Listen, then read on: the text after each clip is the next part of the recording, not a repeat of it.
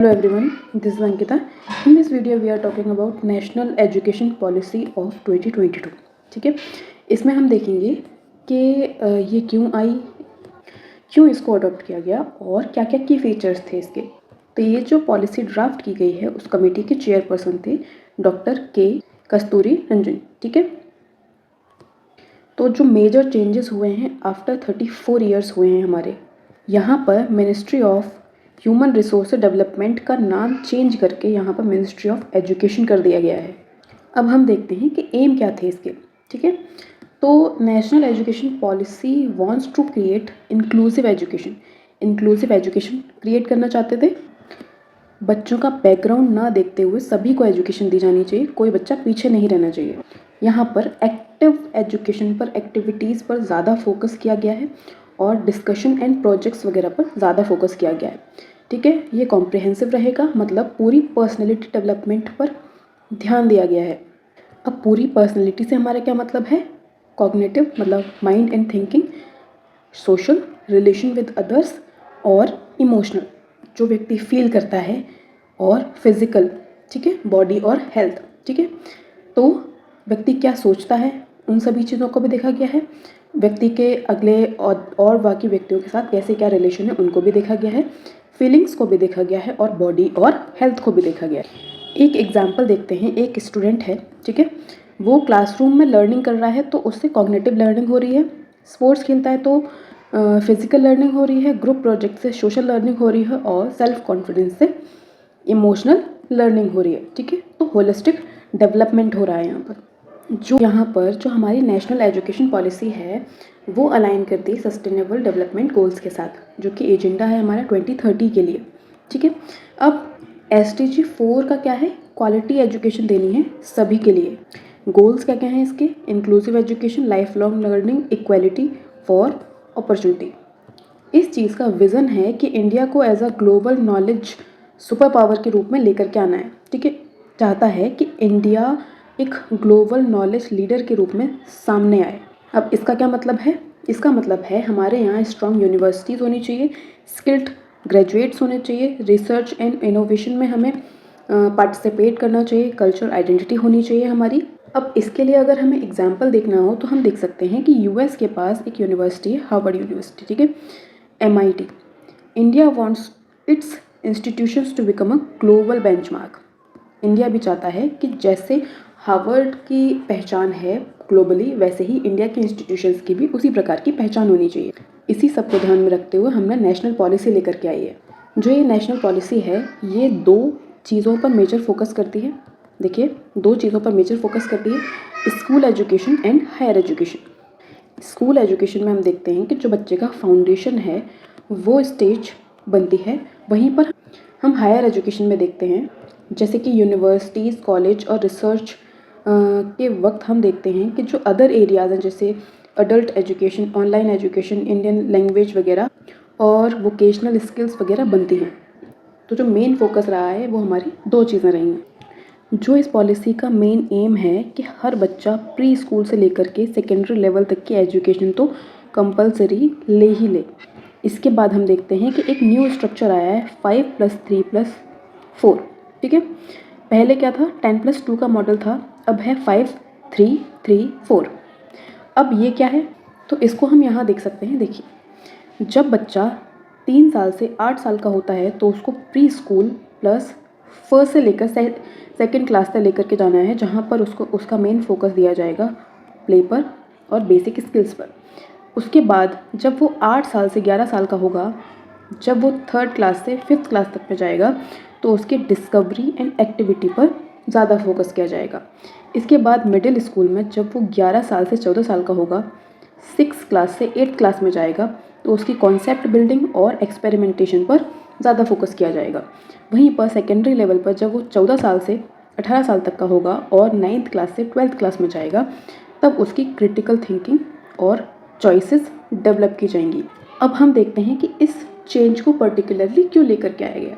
तो जो बच्चों का ग्रोथ पैटर्न है वो चेंज हुआ है, उसके अकॉर्डिंग इसको लेकर के आया गया। जैसे कि छोटे बच्चे जो होते हैं वो खेल खेल में लर्निंग करते हैं, ठीक है, और बड़े बच्चों के लिए प्रोजेक्ट्स एंड रीजनिंग ज़रूरी होती है, तो उसी प्रकार से इसको यहाँ पर हमने डिवाइड कर दिया है। यहाँ पर हम लैंग्वेज पॉलिसी लेकर के आए हैं, जैसे एक मदर टंग होगी, एक होम लैंग्वेज होगी और रीजनल लैंग्वेज ग्रेड 5 तक। ये जो चीज़ है ये क्यों लेकर के आई गई?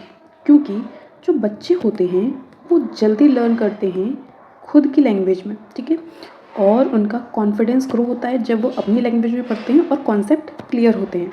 अगर मैं इसके लिए एग्जांपल दूँ तो कोई मराठी स्पीकिंग स्टूडेंट है वो अपनी लैंग्वेज में ज़्यादा समझेगा कोई भी मैथ्स का कॉन्सेप्ट जब उसे मराठी में पढ़ाया जाएगा। उसके बाद चाहे तो वो इंग्लिश में लेटर कन्वर्ट कर सकता है, ठीक है। तो यहाँ पर इम्पॉर्टेंट क्या है कि हमने इंग्लिश को रिमूव भी नहीं किया है और ओवरलोड भी बच्चे के ऊपर नहीं बढ़ाया।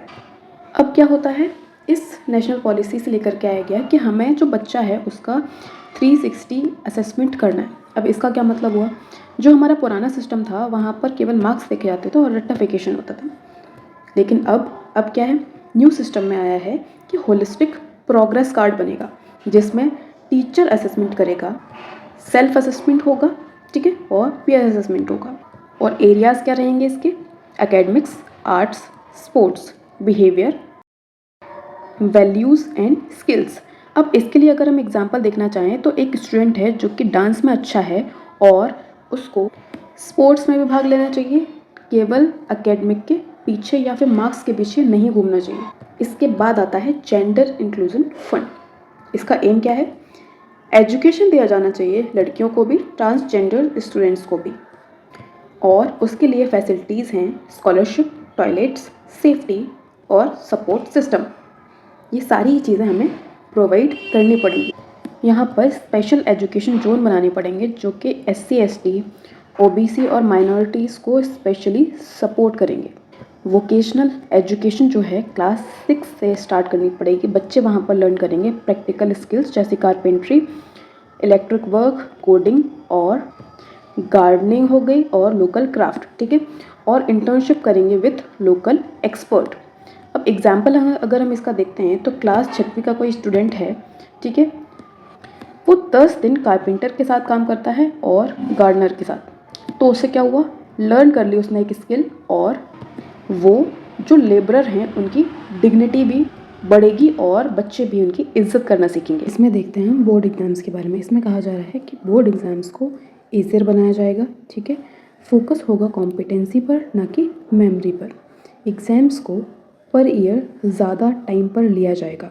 यहाँ पर एक एम लिया गया है national mission of foundational literacy and numeracy के द्वारा कि हर व्यक्ति को, हर बच्चे को रीड करना आना चाहिए और बेसिक मैथ आना चाहिए ग्रेड 3 तक आते आते। इसके बाद इंट्रोड्यूस हुआ है फ्लेक्सिबल करिकुलम और मल्टीपल एग्जिट का सिस्टम। इसमें क्या है, UG डिग्री जो है वो फ्लेक्सिबल होगी। कैसे, यहाँ पे एग्जिट ऑप्शंस जो हैं वो पहले कम होते थे लेकिन अब इसको चेंज कर दिया गया है। अब ये कैसे, अगर व्यक्ति ने 1 साल अपना निकाल लिया है, ठीक है, तो उसको सर्टिफिकेट मिलेगा। अगर 2 साल निकाल लिए हैं डिप्लोमा, 3 साल निकाल लिए हैं तो बैचलर, और 4 साल निकाल लिए हैं तो बैचलर विथ रिसर्च। अगर हम इसका एग्जाम्पल लें तो कह सकते हैं कि if student leave after 2 years because of financial problem, तो उसको डिप्लोमा मिल जाएगा और बाद में वो फिर से रीजॉइन कर सकता है। इसके बाद शुरू किया है academic bank of credit ABC। अब ये क्या है, credit from the courses will be stored in digitally. अब इसमें क्या होता है कि अगर स्टूडेंट ने अपना कॉलेज चेंज किया है तो उसका जो क्रेडिट होता है वो डिजिटली सेव है, तो वो हमेशा सेफ रहता है। जैसे एग्जांपल के लिए हम देख लें, फर्स्ट ईयर DU में निकाला, ठीक है, सेकंड ईयर में मुंबई यूनिवर्सिटी गया, तो क्रेडिट जो है वो ट्रांसफ़र हो जाएगा, ठीक है, बाय ABC। इसके बाद आता है पॉइंट मल्टी डिसिप्लिनरी एजुकेशन के बारे में। What is this? इसमें क्या होता है, पहले जो कोर्सेज थे वो प्री डिसाइडेड होते थे कि इस सब्जेक्ट के साथ आप ये सब्जेक्ट पढ़ सकते हो, लेकिन अब क्या हुआ है, अब कोई भी रिजिड स्ट्रीम नहीं है। स्टूडेंट जो है वो खुद चूज़ कर सकता है कि उसको मैथ्स के साथ म्यूज़िक पढ़ना है या फिर फिजिक्स के साथ इकोनॉमिक्स पढ़ना है या फिर हिस्ट्री के साथ डेटा साइंस पढ़ना है। अब इस कॉन्सेप्ट को लाने का एम क्या है, अगर हम ये देखते हैं तो हॉलिस्टिक नॉलेज होनी चाहिए किसी भी व्यक्ति को, वो क्रिएटिव और इनोवेटिव बनाना उस व्यक्ति को। इसके बाद हम देखते हैं नेशनल इंस्टीट्यूशंस। तो NEP ने कई सारे नेशनल इंस्टीट्यूशन जो हैं वो प्रपोज किए हैं, जैसे IITI, Indian institute of translation and interpretation, ठीक है, जो यहाँ पर लैंग्वेज जो है वो ग्लोबली प्रमोट करेगा। इसके बाद आता है NIPPP, जिसमें क्या है, national institution for Pali, Persian और प्राकृत। यहाँ पर एंशियंट जो नॉलेज थी उसको अलाइव करने के लिए ये इंस्टीट्यूशन लेके के आ गया है। और इसके बाद आता है NICL, जिसमें national institution of classical language, Sanskrit, Tamil और इस प्रकार के लैंग्वेजेस को प्रोटेक्ट करने के लिए लेकर के आया गया है, प्रपोज किया गया है। इसके बाद आती है MERUs, multi disciplinary education and research university, IIT, IIM type के जो हाई लेवल यूनिवर्सिटीज़ होते हैं उनको। इसके बाद आता है NRF, national research foundation, research funding all के सब्जेक्ट में इसको यूज़ किया जाएगा। इसके बाद NITE, मतलब टीचर एजुकेशन इंस्टीट्यूशन, टीचर्स की ट्रेनिंग के लिए। इसके बाद आता है ट्राइबल रिसर्च, जिसमें education and health, tribal communities की रिसर्च के ऊपर काम किया जाएगा। NIHE, हायर एजुकेशन रिसर्च और लिटरेसी एंड न्यूमेरिसी के लिए। ये सारी चीज़ें प्रपोज करी गई हैं। इसके बाद हम देखते हैं higher education commission of India. ये एक अम्ब्रेला रेगुलेटर होगा किसके ऊपर, हायर एजुकेशन के ऊपर। इसके 4 वर्टिकल्स हैं क्या, NHERC, रेगुलेशन और स्टैंडर्ड सेटिंग के लिए। NAC, ये क्वालिटी चेक वगैरह करेंगे। NEGC, जो कि फंडिंग से चीज़ें देखेंगे। और NEC, करिकुलम और एकेडमिक स्टैंडर्ड देखने के लिए। अब इसके लिए अगर हम एक वो देखते हैं एग्जाम्पल, तो NEC का एक चेक मिलता है हर एक यूनिवर्सिटी को। अब इसमें क्या क्या चेक किया जाता है, देखिए, quality of university, governance, research output और स्टूडेंट आउटकम। इसके बाद एक और सिस्टम आया है, phasing out of affiliation system, मतलब अफिलिएटेड कॉलेजेस होते हैं वो फेज आउट किए जाएंगे इन 15 ईयर्स। मतलब कॉलेजेस को ऑटोनॉमस बनाया जाएगा और खुद के नाम पर डिग्रीज दे सकते। इसके बाद हम बात करते हैं ग्रॉस एनरोलमेंट रेशो के बारे में। अब ये क्या है, 2035 तक हायर एजुकेशन में इनका टारगेट है कि 50% तक इनको कॉलेजेस में स्टूडेंट्स को बढ़ाना है। इसके बाद हम बात करते हैं प्रोफेशनल एजुकेशन इंटीग्रेशन के बारे में। मेडिकल, लॉ, एग्रीकल्चर और टेक्निकल, इन सभी जगहों पर मतलब ये सारे अलग रखे जाएंगे। इन्होंने कहा है कि ये अपना जो भी मैनेजमेंट है वो खुद देखेंगे, इनको ज़रूरत नहीं है किसी भी कोऑर्डिनेशन की। इसके बाद हम बात करते हैं नेशनल एजुकेशन टेक्नोलॉजी फोरम के बारे में, ठीक है। यहाँ पर मोर लाइकली टू यूज़ किया जाएगा ऑनलाइन लर्निंग को, डिजिटल प्लेटफॉर्म्स को और वर्चुअल लैब्स को। यहाँ पे हम बात करते हैं परख के बारे में। अब इसका फुल फॉर्म क्या है, performance assessment review and analysis of education for holistic development. अब ये किस लिए लाई गई है, ये लाई गई है एवेल्युएट करने के लिए स्टूडेंट्स को और स्टैंडर्डाइज असेसमेंट करने के लिए। हम बात करते हैं यहाँ पर वर्चुअल लैब्स के बारे में। अब वर्चुअल लैब्स के बारे में जब हम बात करते हैं तो इसका मेजर जो बेनिफिट है वो रूरल एरिया में जो भी स्टूडेंट्स हैं उनको मिलने वाला है, ठीक है। वो इजीली अपने एक्सपेरिमेंट्स हैं ऑनलाइन वो कर सकते हैं, सिमुलेशंस देख सकते हैं। और केमिस्ट्री रिएक्शन अगर हम देखें तो उसमें जो भी सिमुलेशंस होते हैं रियल लैब के बजाय वो वर्चुअल लैब में कर सकते हैं जो भी रूरल एरिया के स्टूडेंट्स हैं। नेक्स्ट हम देखते हैं फंडिंग ऑफ 6% ऑफ GDP। तो यहाँ पर बोला जा रहा है कि गवर्नमेंट का एम है कि वो 6% ऑफ GDP एजुकेशन पर स्पेंड करेगा, ठीक है। अभी करंटली 4.6 स्पेंड कर रहा है, अभी तक हम 6 पॉइंट पर नहीं पहुंच पाए। 6% पे पहुंचने में अभी भी हमें टाइम है। यहाँ पर इन्वेस्टमेंट की नीड है इन सारी चीज़ों में। कहाँ पर, इंफ्रास्ट्रक्चर पर, टीचर्स की ट्रेनिंग पर, लाइब्रेरीज़ पर, लैब्स पर, स्कॉलरशिप्स पर।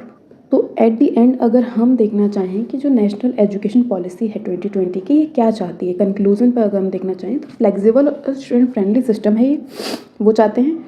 और लेस रोड और मोर अंडरस्टैंडिंग लेवल की चीज़ें चाहते हैं। स्किल्ड और नॉलेजेबल चीज़ों को डेवलप करना चाहते हैं। इंडिया के जो वैल्यूज़ हैं उनको ग्लोबल आउटलुक देना चाहते हैं। और बाद में आती है यूनिवर्सल एक्सेस की बात और इक्विटी की बात।